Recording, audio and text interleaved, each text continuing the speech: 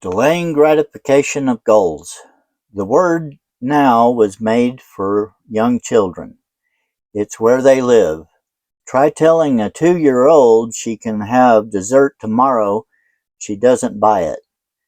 That means never to her. Newborns, in fact, don't have the capacity to understand later. That's why a 6-month-old panics when mom leaves the room. He is convinced that she is irrevocably gone forever. Yet sometimes in our development we learn the value of later, of delaying one good for a greater good. We call this skill delay of gratification. It's the ability to say no to our impulses, wishes, and desires for some gain down the road. The scripture place The scriptures place great value on this ability.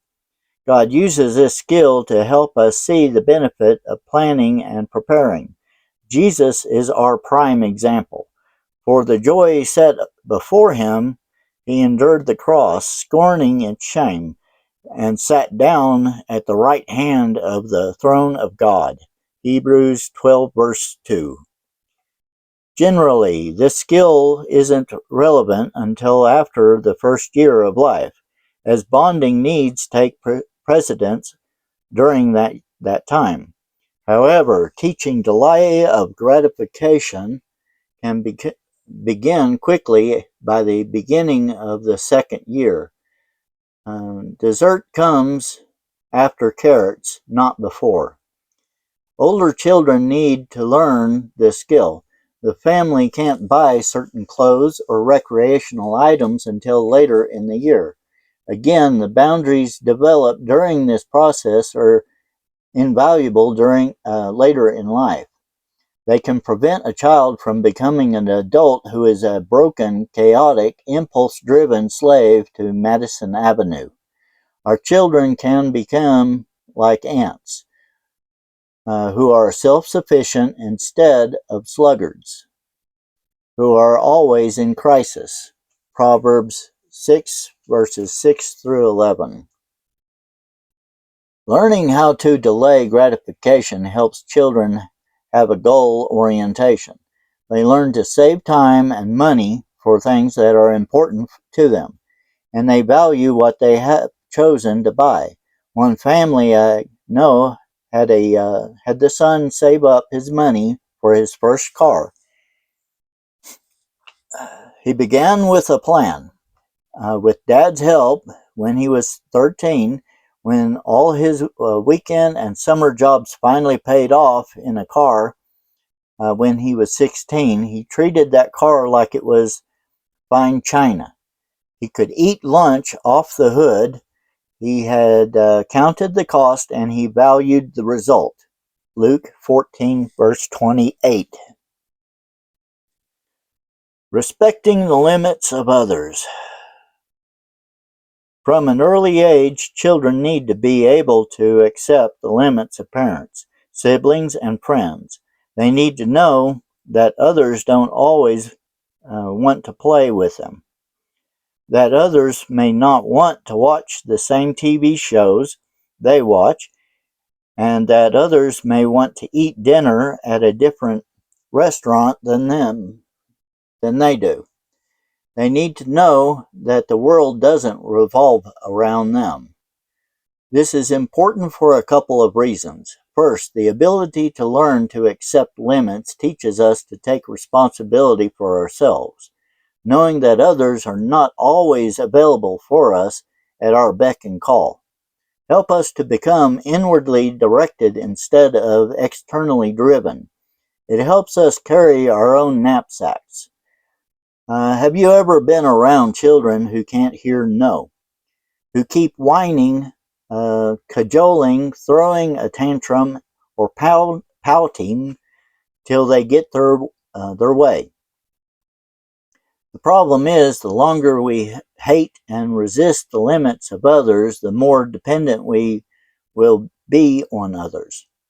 Rather than simply taking care of ourselves, we expect others to take care of us. At any rate, God has constructed life itself to teach us this law. It's the only way we can live on this planet together. Sooner or later, someone will say no to us that we can't ignore. It's built into the fabric of life. Observe the progression of no's in the life of the person who resists others' limits. The no of parents, number 2. The no of siblings, 3. The no of school teachers, 4. The no of school friends, 5. The no of bosses and supervisors, 6. The no of spouses, 7. The no of health problems from overeating, alcoholism, or an irresponsible lifestyle. 8. The no of police, the courts, and even prison. Some people learn to accept boundaries early in life, even as early as stage number 1. But some people have to go all the way to number 8 before they get the picture that they have to accept life's limits. Stop listening to instruction, my son, and you will stay from the words of my knowledge. Proverbs 19:27.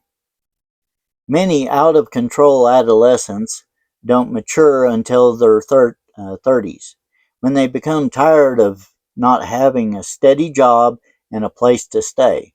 They have hit bottom financially, and sometimes they may even have to live on the street for a while. In time, they begin sticking with a career, saving money, and starting to grow up. They gradually begin to accept life's limits.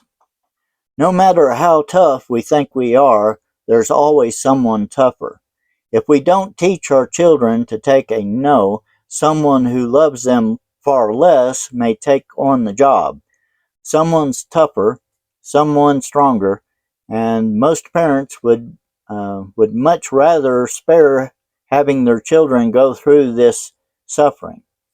The earlier we teach limits, the better. A second, even more important reason why accepting the limits of others is important for kids is this: heeding others' boundaries helps children to love. At its heart, the idea of respecting others' boundaries is the basis for empathy, or loving others as we'd like to be loved.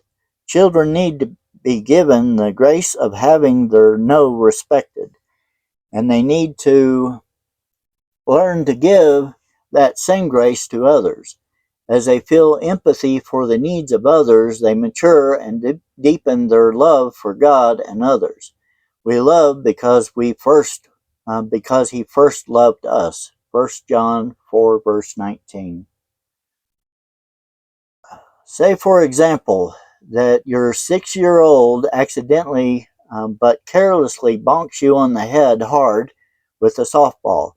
To ignore it or act like it didn't hurt is to give the child the feeling that his actions have no impact.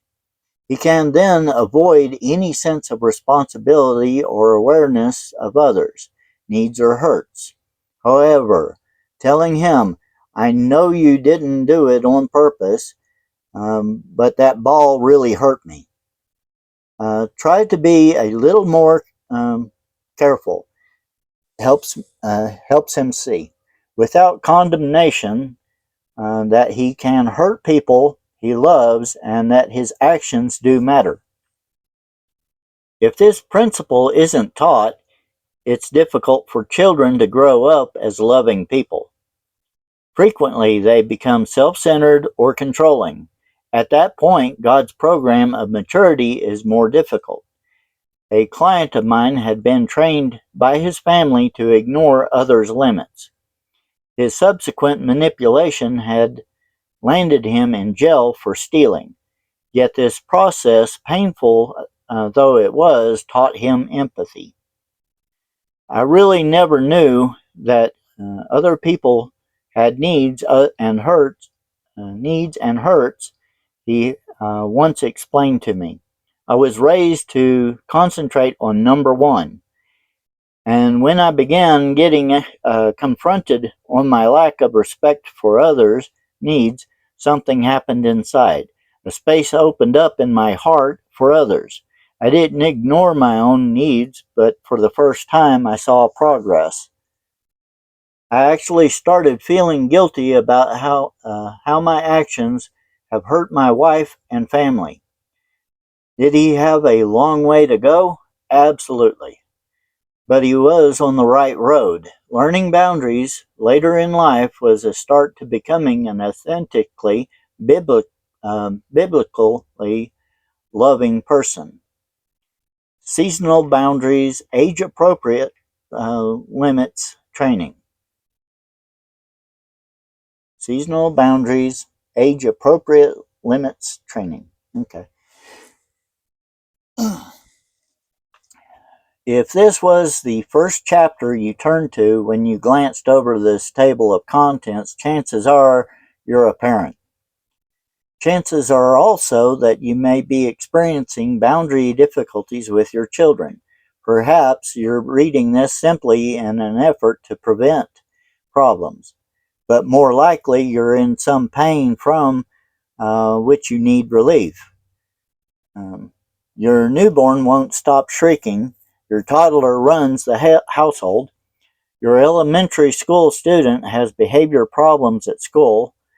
Your junior high school high kid smarts off. Your high schooler is drinking. All of these issues indicate possible boundary problems, and this section provides an outline on the age-appropriate boundary tasks your children should be learning. As parents, we need to take into consideration our children's developmental needs and abilities to avoid asking them to do something they can't do, or to avoid asking too little of them. Below are the basic tasks for the different stages of childhood. For more detailed information on birth to age 3, refer to chapter 4 on how boundaries are developed in childhood. Birth to 5 months. At this stage, the newborn needs to establish an attachment with mother, dad, or the primary caregiver. A sense of belonging, of being safe and welcome, are the tasks the child needs to accomplish. Setting limits is not as much an issue here as providing security for the infant. The only real boundary here is the soothing presence of the primary caregiver, who is usually the mother. She protects the infant. Mom's job is to help her newborn contain intense, frightening, and conflicting feelings. Left by themselves, infants are terrorized by their loneliness and lack of internal structure. For centuries, mothers, including Mary, Jesus' mother, had swaddled their babies or wrapped clothes tightly around them. While swaddling keeps the baby's body heat regulated, the tight wrappings also help the infant feel safe, a sort of external boundary. The baby knows where he or she begins and ends. When newborns are undressed, they often panic about the loss of structure around them. Some well-meaning Christian teachers call for infant training theories that schedule the feeding and holding of infants. These techniques try to teach an infant not to cry or demand comfort because the child is in control instead of the parent, or because that demand is evidence of the child's selfish, sinful nature. These theories can be horribly destructive when not understood biblically or developmentally. The screaming 4-month-old child is trying to find out whether the world is a responsible, safe place or not. She is in a state of deep terror and isolation.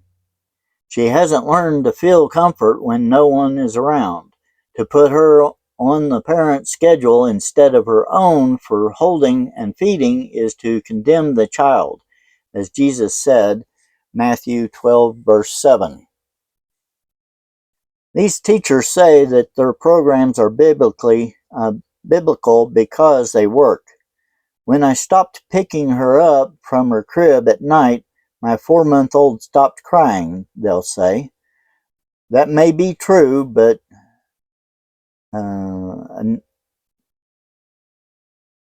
another explanation for the cessation of crying is infant depression, a condition in which the child gives up hope and withdraws. Hope deferred makes the heart sick. Proverbs 13, verse 12. Teaching delay of gratification shouldn't begin until after the first year of life, when a foundation of safety has been established between baby and mother, just as grace always precedes truth. John 1, verse 17. Attachment must come from separation. 5 to 10 months. As we learned in chapter 4, children in the last half of the first year of life are in the hatching phase. They are learning that mother and I aren't the same. There's a scary, fascinating world out there that babies literally crawl towards. Though they have tremendous dependency needs, infants are beginning to move out of their oneness with their mom to help their children develop good boundaries. During this stage, parents need to encourage uh, attempts at separateness, while still being the anchor of the child clings to. Allow your child to be fascinated with people and objects other than you.